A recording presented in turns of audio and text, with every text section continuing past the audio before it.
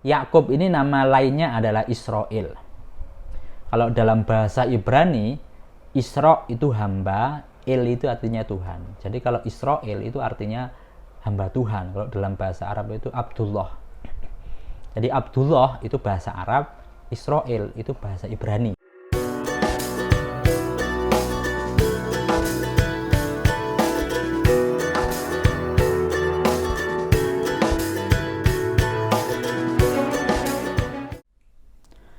Assalamualaikum warahmatullahi wabarakatuh. Pada video kali ini saya akan menjelaskan tentang kengeyelan Bani Israel yang dijelaskan pada surah Al-Baqarah ayat 54 sampai 57. Sebelum menjelaskan ayat tersebut, mari kita simak sejenak bacaan ayat suci Al-Qur'an pada surah Al-Baqarah ayat 54 sampai 57. وَإِذْ قَالَ مُوسَى لِقَوْمِهِ يَا قَوْمِ إِنَّكُمْ ظَلَمْتُمْ أَنفُسَكُمْ بِاتِّخَاذِكُمُ الْعِجْلَ فَتُوبُوا إِلَى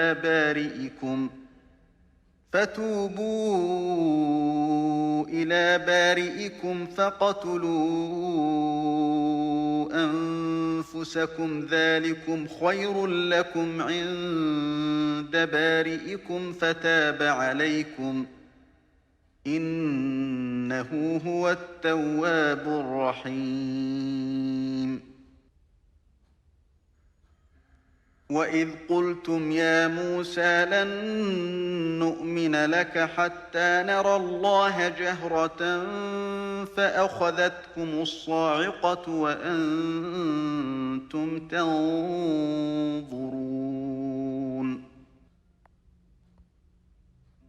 ثم بعثناكم من بعد موتكم لعلكم تشكرون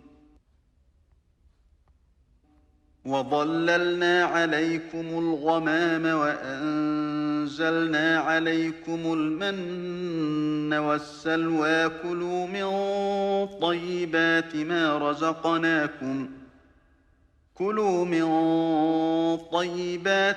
رزقناكم وما ظلمونا ولكن كانوا أنفسهم يظلمون. Ayat yang telah dibacakan tadi merupakan sebuah kisah atau episode pasca atau setelah Bani Israel dibebaskan oleh Nabi Musa dari perbudakan Fir'aun. Jadi Bani Israel diperbudak oleh Fir'aun ratusan tahun, kemudian Nabi Musa membebaskan.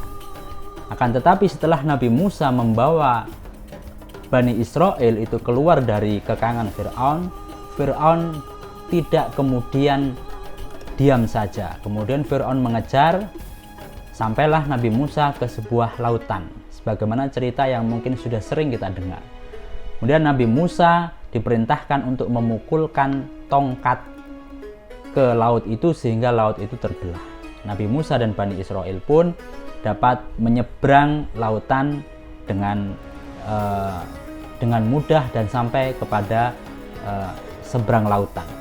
Kemudian ketika Nabi Musa ingin memukulkan kembali tongkat itu agar laut tertutup, Allah mencegahnya, menunggu sampai Fir'aun dan bala tentaranya masuk ke lautan itu ikut menyeberang.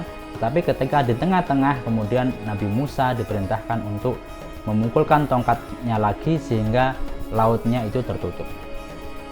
Nah, setelah itu ini adalah episode penjelasan setelah kisah itu. Nah, setelah selamat dari kejaran Fir'aun, kemudian Nabi Musa hidup bersama dengan Bani Israel. Kemudian Nabi Musa mendapatkan wahyu, diperintahkan untuk ke atas Bukit Tursina untuk menerima wahyu sekitar 40 hari 40 malam. Jadi kalau Al-Quran itu turun selama 23 tahun, 13 tahun di Mekah, 10 tahun di Madinah, Sedangkan Taurat itu turun kepada Nabi Musa hanya dalam waktu 40 hari 40 malam.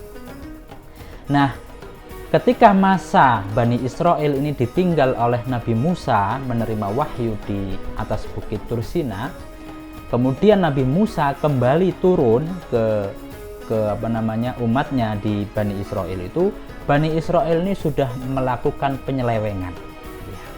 Yaitu apa penyelewengannya? Mereka ini menyembah anak sapi. Mereka ini menyembah anak sapi. Nabi Musa sempat menyalahkan Nabi Harun karena kenapa kok Bani Israel dibiarkan saja. Tapi Nabi Harun menjelaskan bahwa dia sudah mengingatkan dan dia sudah melakukan penjelasan, tapi Bani Israel ini ngeyel sehingga mereka menyembah patung anak sapi. Wa idh qala Musa liqaumihi ya qaumi innakum dzalamtum anfusakum bittikhadikumul ijla. Dan ingatlah ketika Nabi Musa, wa idh qala Musa, dan ingatlah ketika Nabi Musa berkata kepada kaumnya, wa idh qala Musa liqaumihi ya qaumi wahai kaumku innakum dzalamtum anfusakum. Sungguhnya kalian berbuat dolim kepada dirimu sendiri, bittikhadikumul ijla, dengan menjadikan patung anak sapi sebagai sebuah sesembahan. Dengan menjadikan patung anak sapi sebagai sebuah sesembahan. Jadi patung anak sapi itu dibuat oleh Samiri yang dibuat dari emas. Jadi Samiri ini mengumpulkan perhiasan-perhiasan emas yang dimiliki oleh Bani Israel, kemudian dikumpulkan, kemudian dijadikan patung anak sapi yang dari emas. Nah, dengan teknik tertentu patung anak sapi ini bisa bersuara. Ya, mungkin kena angin atau bagaimana yang kemudian dia itu bisa mengeluarkan suara. Nah, patung anak sapi ini kemudian disembah oleh Bani Israel. Padahal baru 40 hari ditinggal oleh Nabi Musa menerima wahyu. Sudah diberitahu oleh Nabi Harun, tapi mereka ngeyel, tetap menyembah patung anak sapi itu.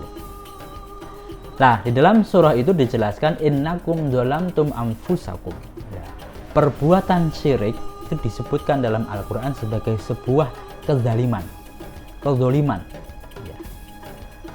Sebagaimana dalam surah Al-Luqman dijelaskan ya bunayya la tusyrik billah innasyirka la dzulmun adzim. Wahai anakku, janganlah engkau berbuat syirik kepada Allah karena sesungguhnya syirik itu perbuatan yang zalim. Ya. Jadi apa makna zalim di sini? Zalim itu adalah meletakkan sesuatu tidak pada tempatnya. Jadi misalkan saya punya peci ini kemudian saya taruh saya duduki atau saya injak-injak, maka saya berbuat zalim kepada peci itu. Atau sandal atau sepatu alas kaki itu yang mestinya ditaruh di bawah, kita taruh di atas kepala. Itu kita berbuat zalim kepada alas kaki atau sandal itu. Mestinya alas kaki atau sandal itu diletakkan di bawah. Maka orang yang berbuat zalim itu sejatinya orang yang tidak beradab. Sebagaimana definisi al-atas tentang konsep adab ta'dib adalah mampu meletakkan sesuatu pada tempatnya. Nah, berbuat zalim, berbuat syirik itu adalah sebuah kezaliman yang besar, la zulmun adzim. Innakum zalamtum anfusakum bittikhadikumul ijlah. Kemudian Allah murka. Kemudian Allah memberikan punishment kepada mereka, fatubu ila bari'ikum faktulu anfusakum. Maka Nabi Musa mengatakan, bertaubatlah kepada bari'ikum, dengan kepada kholikikum. Bari ini diartikan sebagai kholik. Fatubu ila bari'ikum, maka bertaubatlah kepada Tuhanmu. Kalau bari itu letaknya bersebelahan dengan kholikun, maka bari itu memiliki makna yang berbeda. Tapi kalau bari itu letaknya berjauhan dengan khaliqun, maka bari itu maknanya sama dengan khaliqun. Sebagaimana dalam surah Al-Hasyr ayat 24, huwal khaliqu al-bari'u al-musawwir. Huwal khaliqu al-bari'u al-musawwir. Ini khaliqun dengan bari'un itu diletakkan berdampingan, maka dia memiliki makna yang berbeda. Nah, dalam surah Al-Hasyr ayat 24, al-khaliq di sini adalah ya semacam pendesain lah, desainernya. Sedangkan bari' di sini maknanya pembangunnya, konstruksinya. Dan musawwir di sini adalah mempercantiknya atau interiornya. Tapi ketiga-tiganya dalam konteks mencipta.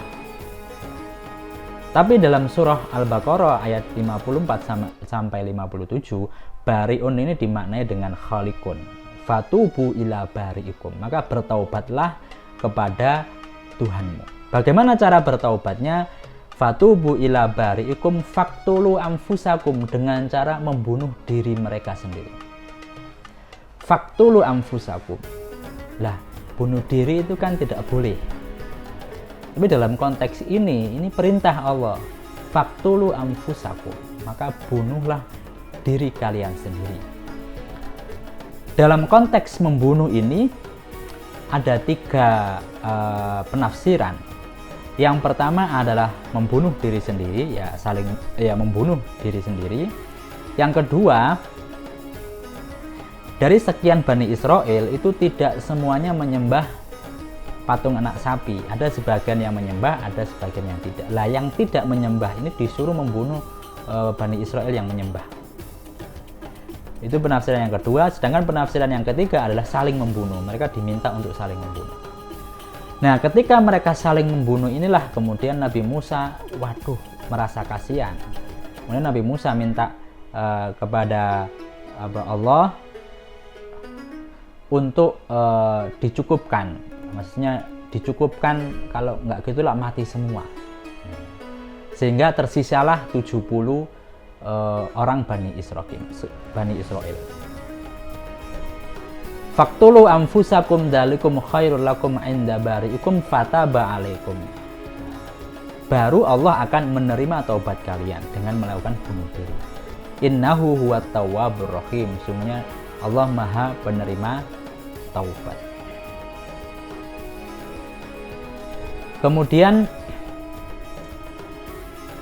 dari sekian puluh orang itu, setelah mereka saling membunuh dan bunuh diri, kemudian Allah mencukupkan atas permintaan Nabi Musa, tersisalah 70 orang Bani Israel. Kemudian 70 orang ini dibawa oleh Nabi Musa ke atas Bukit Tur Sina. Akan tetapi tidak lama mereka kembali berulah. Setelah melakukan penyembahan kepada patung anak sapi, kemudian sisa 70 orang, mereka diajak pergi ke Bukit Tur Sina, mereka berulah lagi. Ketika dalam perjalanan ke atas Bukit Tur Sina, mereka mengatakan, wa id qultum ya Musa lan nu'mina laka hatta narallaha jahra. Dan ingatlah ketika mereka mengatakan kepadamu, wahai Musa, kami tidak akan beriman kepada Allah, lan nu'mina laka hatta narallaha jahra. Kami tidak akan mengikutimu wahai Musa sampai kita bisa melihat Allah secara jelas, secara terang benderang. Jadi mereka itu minta bisa melihat oleh Allah. Kemudian Allah murka lagi, fa akhadatkumus sa'iqatu wa antum tanzurun. Kemudian mereka disambar petir, sedangkan kalian melihatnya. Disambar petir, tinggal 70 orang itu disambar petir oleh Allah. Akhirnya mereka mati semua. Nabi Musa bingung. Lah ini kalau tinggal 70 mati semua, terus gimana? Tidak ada pengikutnya, tidak ada yang akan didakwai.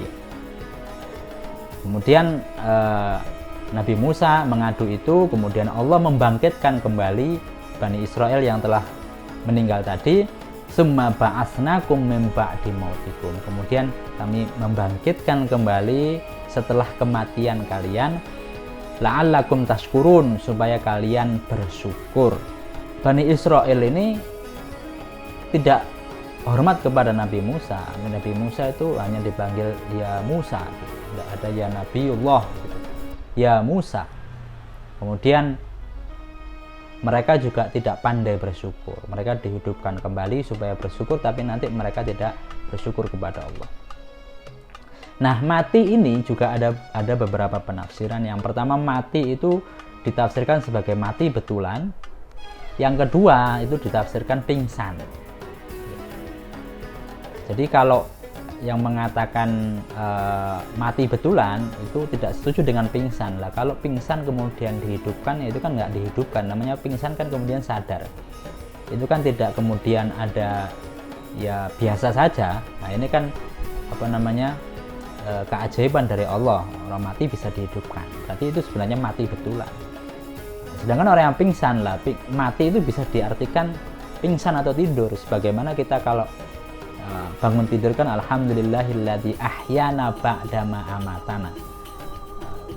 Segala puji bagi Allah yang telah menghidupkan kami setelah mematikan kami. Ahyana ba'dama amatana. Jadi istilah tidur itu juga dimaknai dengan mati amatana.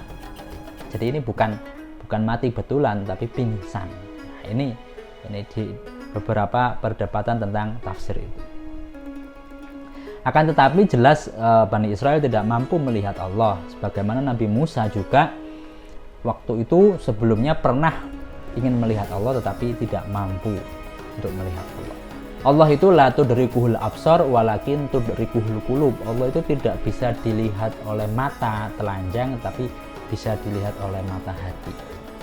Tapi tidak semua orang mampu bisa melihat Allah dengan mata hatinya juga, tergantung yang bersangkutan.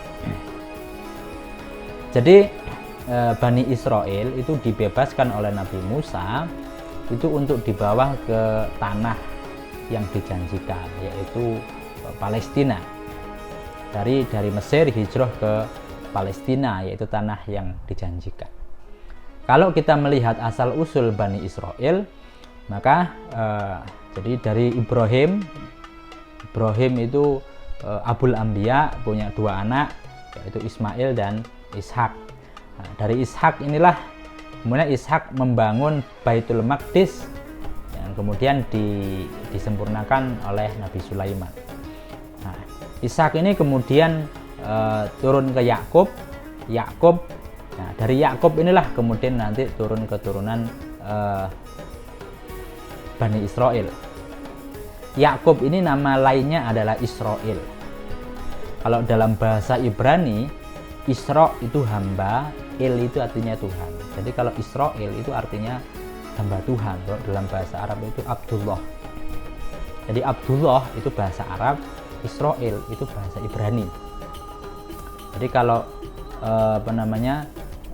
hamba Allah itu dalam bahasa Ibraninya itu Israel. Il itu Tuhan. Eli limah sabah tani. Wahai Tuhan, kenapa engkau tinggalkan aku? Eli. Kemudian Nabi Yakub itu punya 12 anak.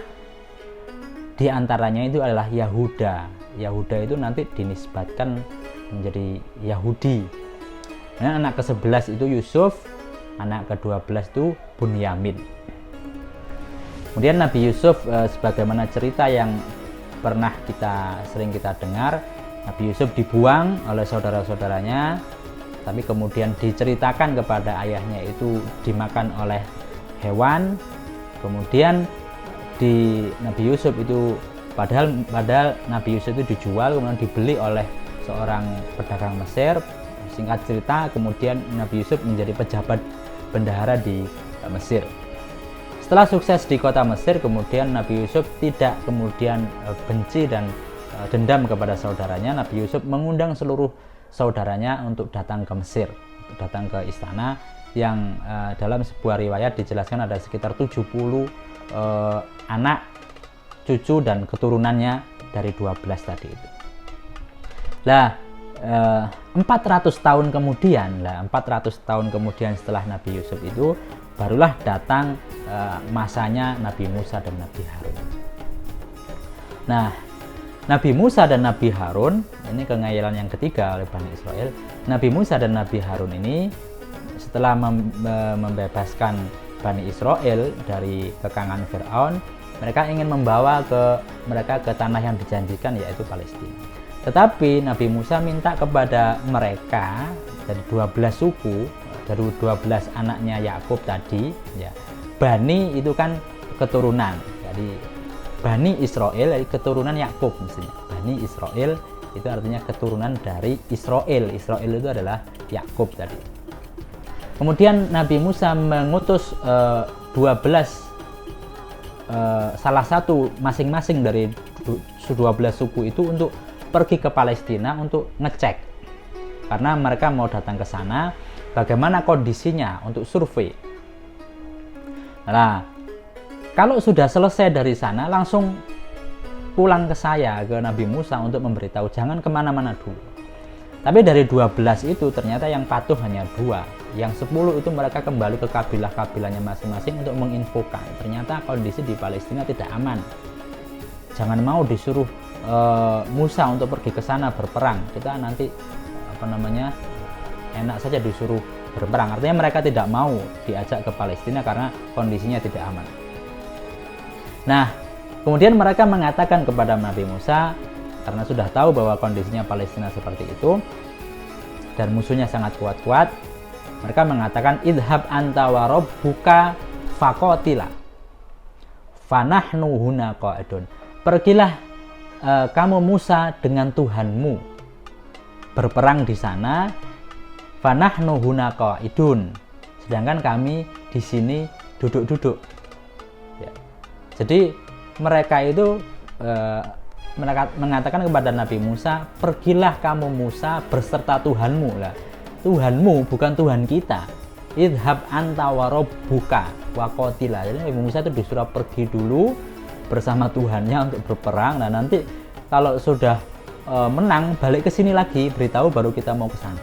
Faqatila wa nahnu huna qa'idun. Dan kita di sini duduk-duduk dulu nunggu kamu berperang dengan Tuhan. Nah, ini kurang ajarnya Nabi Musa, disuruh berperang malah disuruh pergi dengan Tuhan. Kemudian Allah murka lagi. Nah, ini sudah ketiga kalinya. Nah, ini ngayal ya, Bani Israel disuruh jangan pulang kemana-mana, ke saya dulu, malah dia pulang ke kaumnya. Ya. Allah murka, kemudian mereka dikurung di padang pasir selama 40 tahun. Jadi dia itu mau pulang nggak bisa pulang, mau kemana pokoknya muter-muter aja di gurun pasir itu. Kepanasan ya kepanasan, kelaparan ya kelaparan. Kemudian akhirnya setelah 40 tahun mereka juga putus asa, kemudian minta tolong kepada Nabi Musa untuk dikasih makanan, terus dikasih agar tidak kepanasan. Lalu kemudian Allah mengabulkan, wa dhallalna 'alaikumul ghamama wa anzalna 'alaikumul manna wassalwa.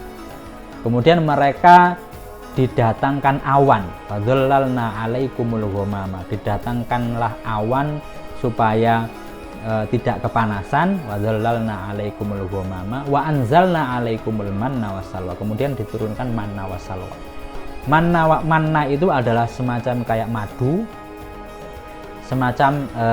madu, atau ada yang mengatakan bahwa seperti daun yang berasal dari Turkistan, yang dia itu daun itu ada kayak airnya, mengandung airnya, dan airnya itu diminum itu manis. Nah, itu tumbuh di atas bukit Tursina, itu bukit Sinai. Nah, kemudian salwa itu adalah semacam burung yang dikirimkan oleh Allah, yang burung yang sering bergerombol itu dikirimkan ke sana sehingga mereka bisa makan burung itu. Tetapi ya namanya mereka dikasih makan seperti itu masih ngayal lagi, pengen makan yang lebih enak. Kulu min thayyibati ma razaqnakum, maka makanlah yang kami rizkikan kepada kalian, apa yang baik kepada kalian, halalan thayyibah, jadi yang halal dan yang baik. Jadi halal secara zatnya, thayyib secara zatnya, dan halal dalam memperoleh makanan itu. Kemudian Wa ma dzalamuna walakin kanu anfusahum yadzlimun. Mereka sesungguhnya tidak menzalimi Allah, tapi sesungguhnya mereka mendolimi diri mereka sendiri. Ya, jadi kalau kita simpulkan dalam surah ini ada 3 sifat Bani Israel. Yang pertama tadi ngeyel. Ada 3 kengeyelan Bani Israel. Yang pertama itu menyembah anak sapi, sudah diberitahu Nabi Harun tetapi tetap ngeyel. Yang kedua ngeyel ingin melihat Allah, dan yang ketiga ngeyel tidak mau ikut berperang ke Palestina. Yang kedua adalah tidak pandai bersyukur. Mereka sudah diberi kenikmatan oleh Allah, diberi pertolongan oleh Allah, tapi selalu berulah dan berulah lagi. Dan yang ketiga, Bani Israel ini tidak taat pada pimpinnya, tidak hormat kepada pimpinannya atau kepada Nabi Musa. Mungkin itu yang dapat saya sampaikan terkait kajian surah Al-Baqarah ayat 54 sampai 57 terkait pengayalan Bani Israel. Semoga bermanfaat. Wabillahi taufik wal hidayah. Assalamualaikum warahmatullahi wabarakatuh.